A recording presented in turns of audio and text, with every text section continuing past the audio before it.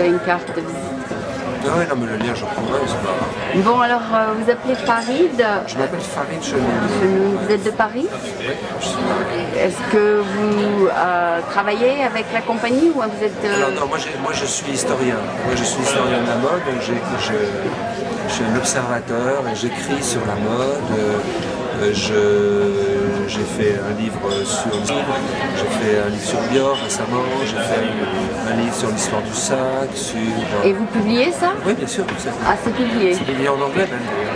D'accord. Publié en anglais sur l'histoire de la lingerie. Vous avez apporté quelques livres? Non, j'ai rien amené là. Parce qu'ils ont une librairie ici. Oui, je sais, j'ai rien amené. Vous voulez les envoyer? De toute façon, ça va rester ici pendant 3 mois, je crois. Oui, ça c'est l'éditeur qui s'en charge. Et puis, donc voilà.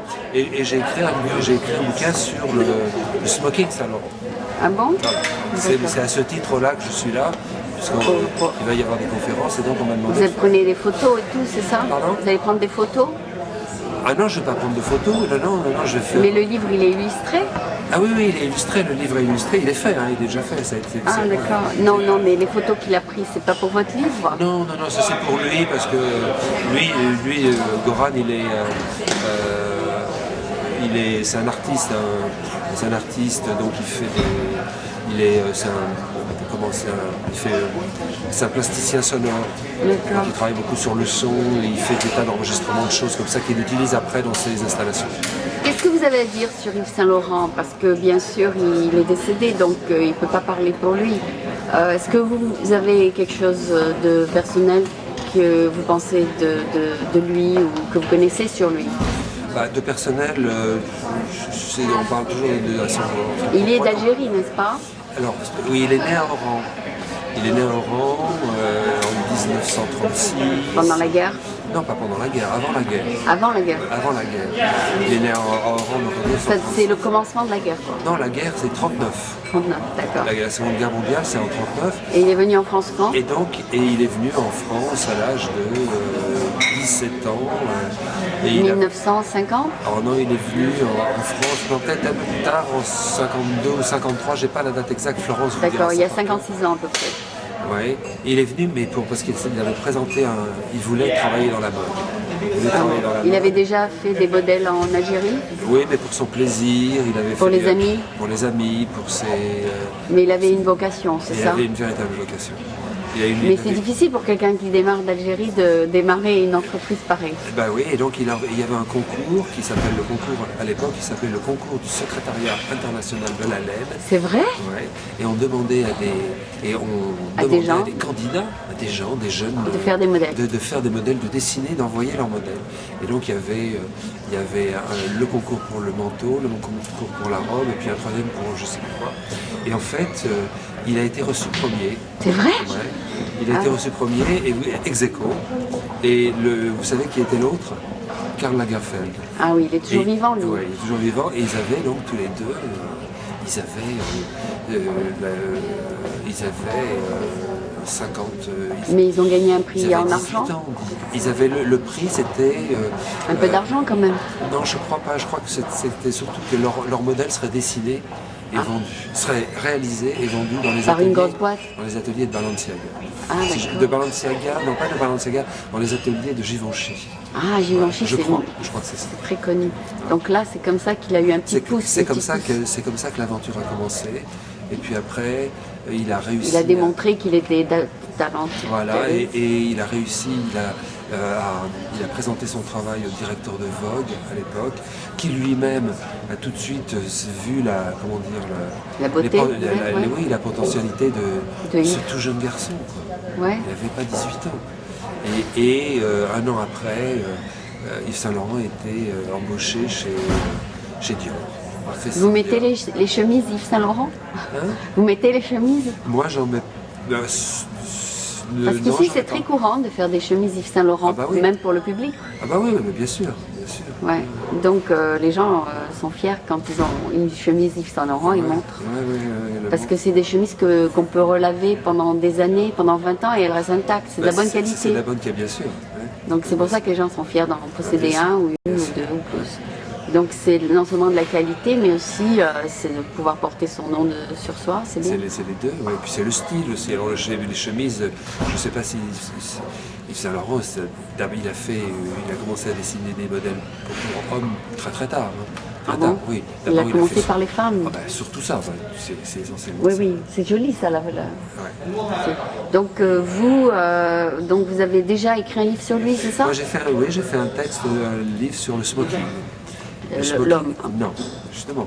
Si vous allez voir l'exposition, là, c'est un des gestes les plus importants de Yves Saint Laurent, c'est que d'abord il a donné aux femmes la possibilité qui existait déjà, mais lui il l'a embelli, il l'a rendu, il en a fait une mode et un style, il leur a donné les vêtements masculins. Ah. C'est ce qu'a dit tout à l'heure. La femme s'habille comme un homme, c'est ça? La femme s'habille comme un homme. Avec le pantalon. Et surtout le pantalon. Le pantalon. C'est lui qui a lancé le pantalon des femmes. C'est lui finalement, oui, qui l'a véritablement lancé, qui lui a donné du style. C'est ce que disait. Et après Chanel, le reste. Chanel a amené le tailleur, mais le tailleur, il n'y avait pas de pantalon. Ah.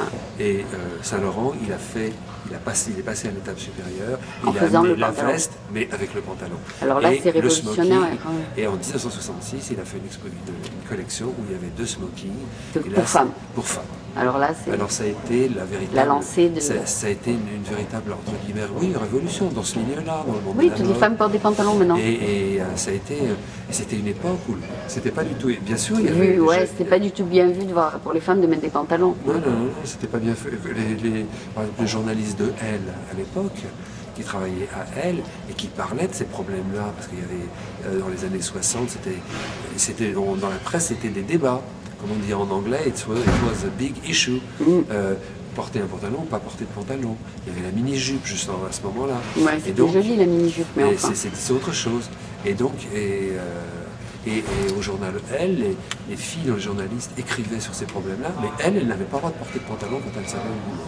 Ah bon. Vous voyez, et il y avait... Donc c'était pas encore percé. C'était pas rentré dans les mœurs encore. C'était pas autorisé au travail, c'était pas autorisé dans les usines. Oui, moi j'ai travaillé en lycées, France en tout ça. 70, je mettais tous les jours une jupe ou une robe, jamais d'un pantalon. Ouais, on a l'impression que c'était plutôt, bien sûr, il y a eu les beatniks, bien sûr, il y a eu Saint-Germain-des-Prés, bien sûr, dans les années 30, il y a des femmes qui ont porté les pantalons Marlène Dietrich. Mais c'était pas tellement... Mais c'était réservé soit à une élite, à une élite de stars comme Marlène Dietrich, soit oui, Marlène Dietrich est la plus connue, ou soit c'était réservé à des mouvements marginaux. Des mouvements marginaux comme par exemple les beatniks, ou les filles de Saint-Germain-des-Prés après la guerre. D'accord. Mais c'était loin d'être acquis. Et Saint-Laurent, lui, il a ouvert la porte. Ah, La porte était entrouverte, lui il l'a ouverte très grande. Et tout le monde a copié. Et tout le monde a copié. Et ça c'est quelque chose